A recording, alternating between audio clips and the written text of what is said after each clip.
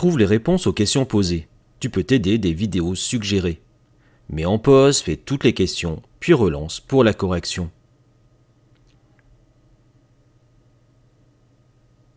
Dans la première question, on nous donne une tension et une intensité.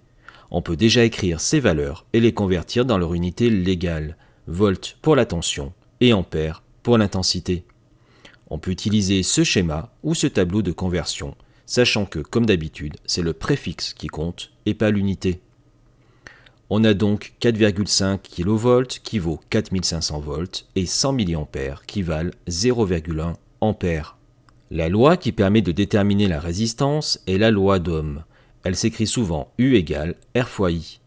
On la transforme pour isoler le R en faisant passer I de l'autre côté du signe égal.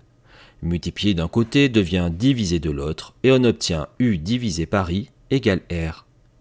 On remplace les lettres par les valeurs et on obtient 4500 divisé par 0,1, ce qui vaut 45 000 ohms. On écrit la phrase réponse pour terminer. Dans la deuxième question, on nous donne cette fois-ci la résistance et l'intensité. On écrit les valeurs puis on convertit dans les unités légales. 2,5 kΩ devient 2500 ohms et 300 mA devient 0,3 ampères. On écrit la loi d'Ohm U égale R fois I.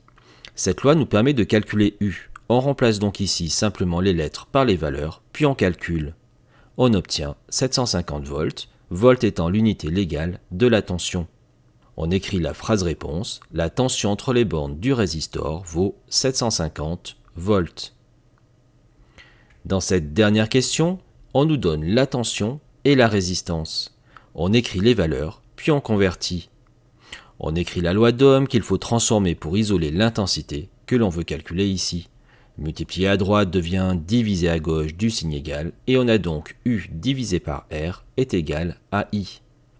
On remplace les lettres par les valeurs, puis on calcule. On obtient 0,064 ampères. On termine par la phrase réponse.